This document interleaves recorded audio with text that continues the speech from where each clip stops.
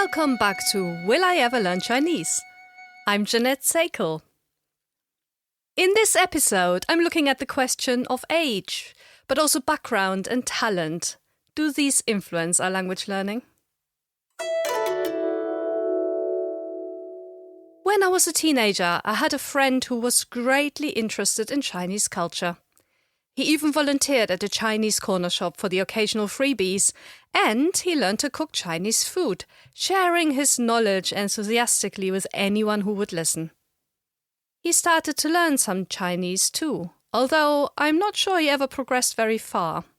I gave him a Teach Yourself Chinese book as a birthday present one year, and remember the first page reading, Ni hao, hello, and Ni men hao, hello, that was apparently used for greeting more than one person. I imagined that men must mean something like plural or several. Back then, this was all very exotic. I liked the food, I thought the writing system was fascinating, and the language sounded really interesting. But I was otherwise occupied. I was learning Swedish and Finnish, and while this was my first encounter, Chinese still had to wait another 35 years or so to come back into my life. So, waiting such a long time to pick up Chinese, you might legitimately ask if I hadn't left it too late.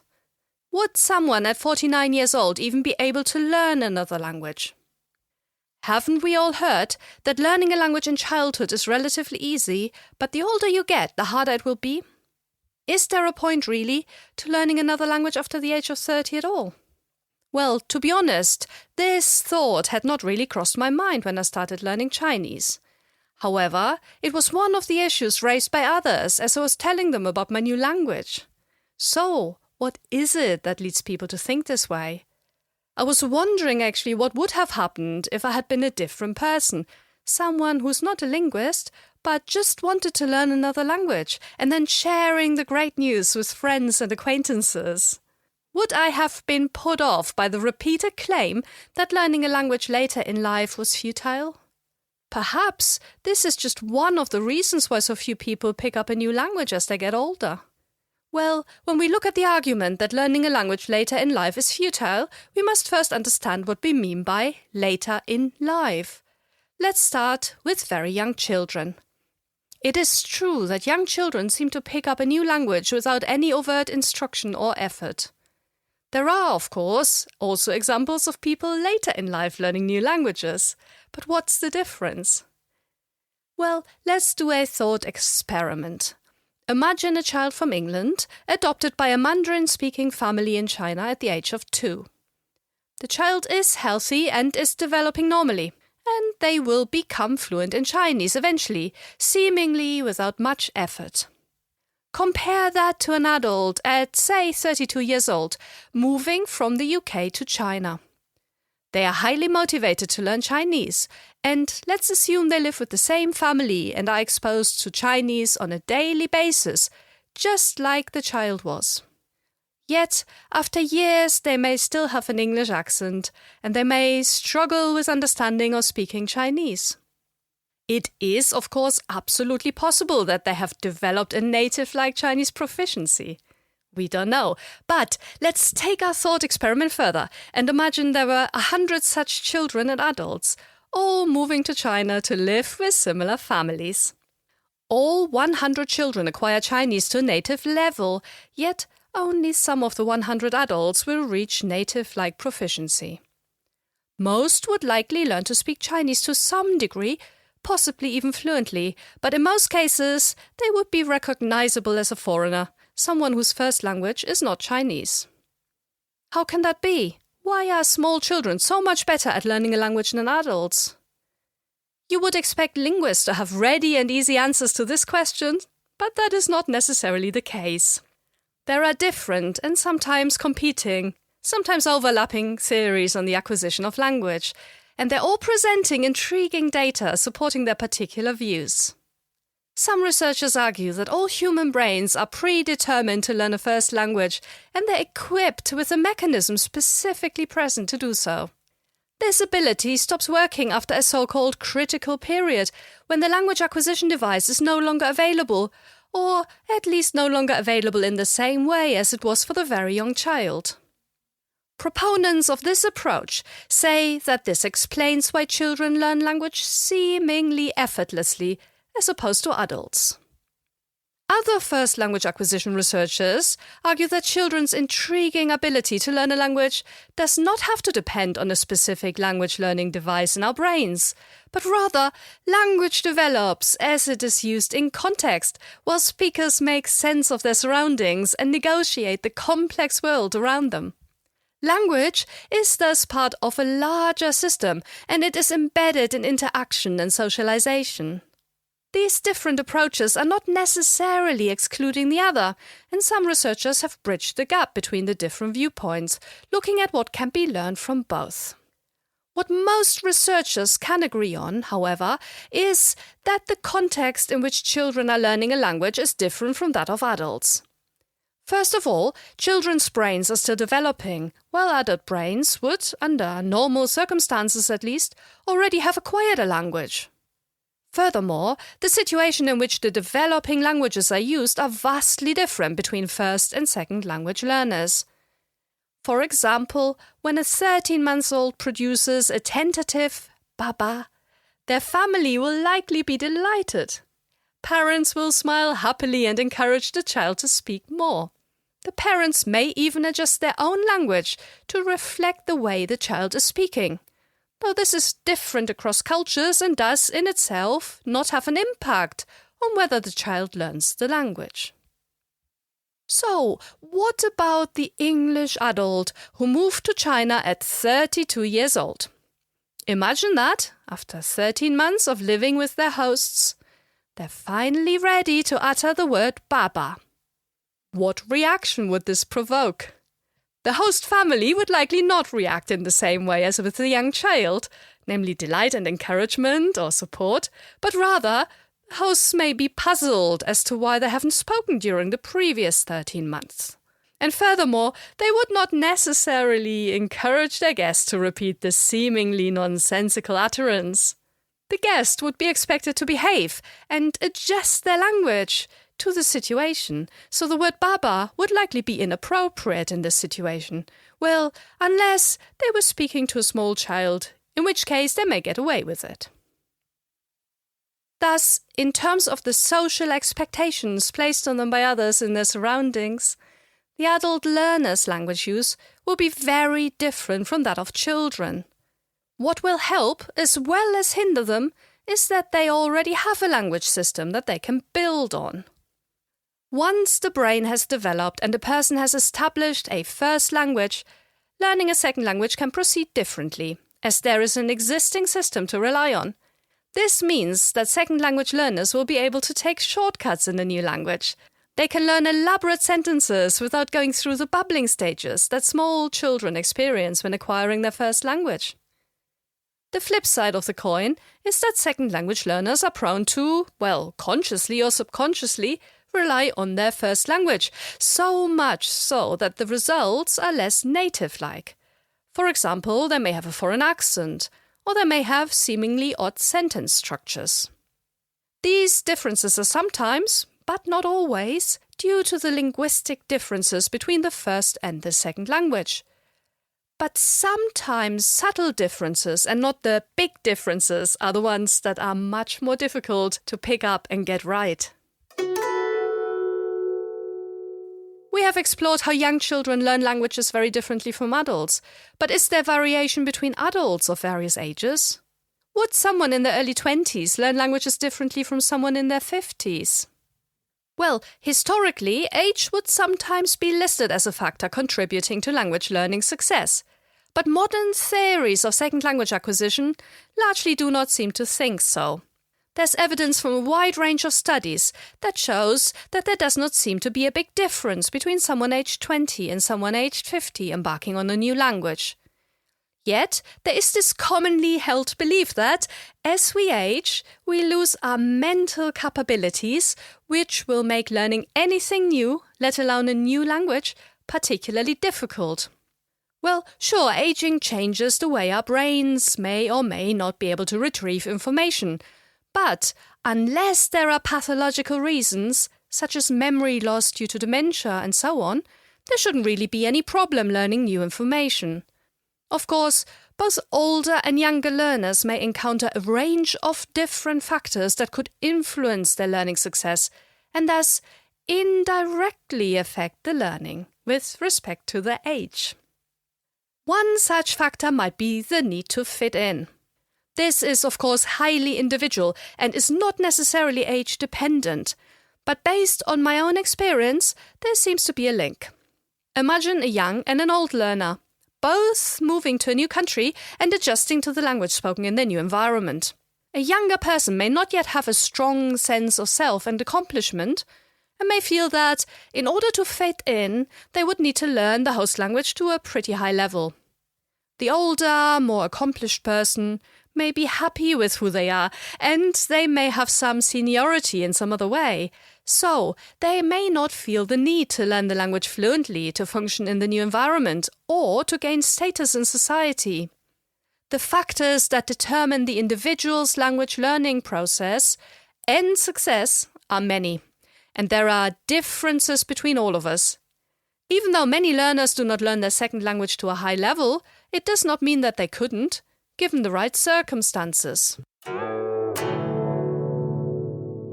I experienced the intrinsic need to fit in when I moved to Denmark in my early 20s. I put a lot of energy into learning Danish and achieving a native-like Danish accent. As my Danish was gradually improving, I eventually found local friends and then soon had a Danish partner as well. And this really helped, because it meant I was speaking the language all day long and in all sorts of settings. And today, when I'm asked how to best learn a language, I sometimes jokingly say, well, find a boyfriend or girlfriend who speaks that language and who is speaking the language with you daily. Well, this may be an option for younger people and not necessarily for older people. Older people may be more settled and less inclined to find a partner who speaks the language that they're learning. But then again, we are all different, so there will be differences at the individual level, of course. While fitting into Danish society with my native-like accent was incredibly important to me when I was in my early 20s, I relaxed much more as I was getting older. So when I moved to Britain in my early 30s, I felt quite happy with who I was and what I had achieved, and also what my accent was representing. Having an English-speaking partner and speaking English on a daily basis, my proficiency soon became very good, but I still retained a slight German accent, which I actually valued as part of my individuality. Another factor affecting language learning success is aptitude, such as having a good memory or being able to imitate sounds. Some people just seem to be better at learning certain aspects of language than others. However, aptitude may only help you so far. My grade 6 English teacher told my parents in no uncertain terms that I would likely never have anything to do with languages in the future. I was simply not linguistically gifted, she said. What she mistook for a lack of aptitude was mostly my lack of motivation, mainly due to the pedagogical approaches at school at the time. But I'm still not particularly good at imitating sounds, unless I have been learning a language for quite a while. We know that some speakers are better at imitating or remembering than others. And I'm good at logic and finding links between structures. This has undoubtedly helped me learn languages in the past, and it could be described as a kind of aptitude. But aptitude again is not all, and there are other factors that play a role in language learning. And another such factor is the setting in which the learning takes place. Just as in my example of learning English at school, I found this setting boring. We were not learning any information relevant to me, and I got tired of endless gap-filling exercises and repetition of pointless phrases in the phonetics lab. I really could not see the reason for why I was learning English. Had I been in a situation where I had had the need to communicate daily in English, I'm pretty sure that I would have had a different motivation and thus would have approached learning with much more enthusiasm. And indeed, just a few years later, I found this motivation in popular culture, much of which was in English. So suddenly I could see a point in learning the language, and I started to engage with English in a whole new way, using songs and interviews of the bands I like to guide me along. The attitude towards a second language is indeed extremely important. If the second language is that of an assumed colonizer or oppressor, for example, the learner may not really be willing or interested in learning the language. For example, I have a fair few friends who grew up in East Germany and they had to learn Russian at school. Following the reunification of Germany, some reported that they had very negative attitudes towards Russian. They never learned it and they weren't interested in Russia. Growing up in West Germany, I did not have any such negative attitudes towards Russian or even English. Attitudes are really interesting, as there's often a delicate balance. Larger languages may be seen as those of oppressors, but they can at the same time be seen as languages that are really useful. For example, many speakers of indigenous languages in South America want their children to use Spanish or Portuguese as the large languages that will eventually give them a job. They will contribute to their children's success in life. The indigenous languages, on the other hand, may be viewed by their speakers as localized and less important. The thing is, if you have positive attitudes towards a language, you are much more likely to be motivated to learn that language. I was highly motivated to learn Chinese, simply because I was enjoying the learning process. Getting older, I had found ways to maintain my motivation and to ensure that I was not pressuring myself, but instead was using the language in ways that appealed to me, such as through listening to Chinese music and watching Chinese films. Motivation to learn a language can be very different. And, for example, immigrants who are trying to adjust to their new surroundings will have a very different setting. I realized that I'm a privileged second language learner. I decided to learn Chinese for fun in England, so my motivation for learning the language will be very different from that of an immigrant arriving in China in the hope of a better life. While I could pick and choose my learning methods, my pace, my focus, the immigrant would have to function in the new surroundings in a different way. They may encounter negative attitudes towards their own background and language, as well as their progress learning that language. While there is often a commonly held belief across the world that immigrants should just fit in, which in many cases obviously means assimilate as much as possible, us privileged second language learners would not really face these issues. We're often viewed very differently. It may be seen as commendable that someone in Britain is learning Chinese. So the setting, the power dynamics, and the attitudes that surround the language learning also play a big role and have to be taken into account. Related to this, the specific setting in which you're learning a language can also influence your overall learning success. This could be, for example, your access to learning materials or speakers. Beautifully presented books or videos with subtitles can be of great help when learning to read.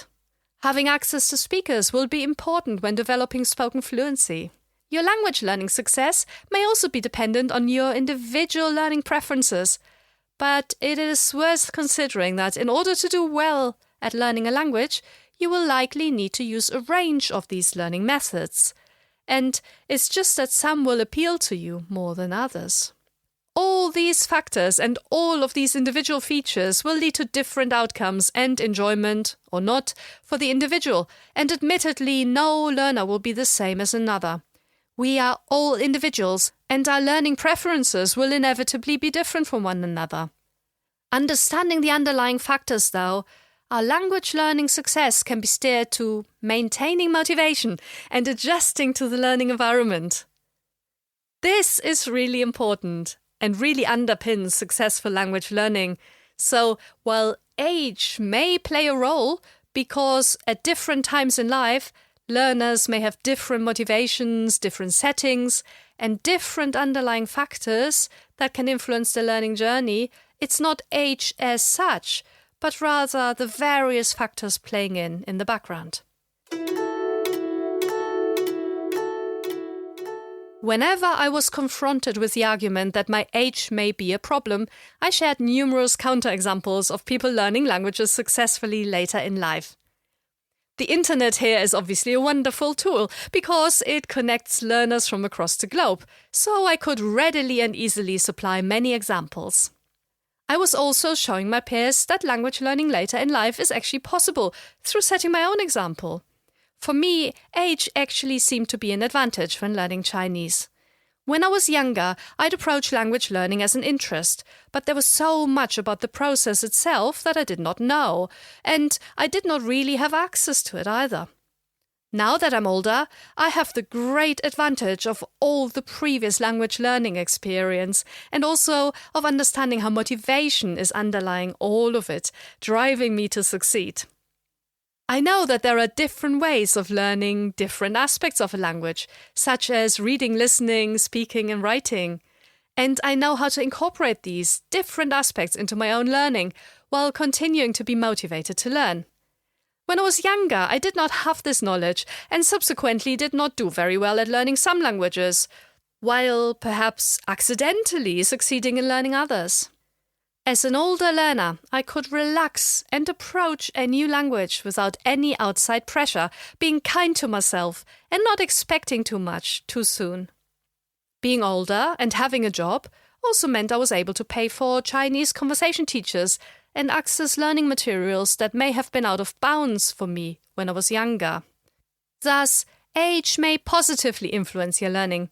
You may have more time, money, access to materials, as well as a better understanding of your own learning needs, and they all contribute towards the overall learning success. Talent, while undoubtedly a factor, may not be as straightforward as people think.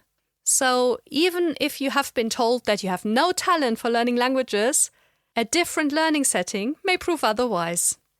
This is what I argue.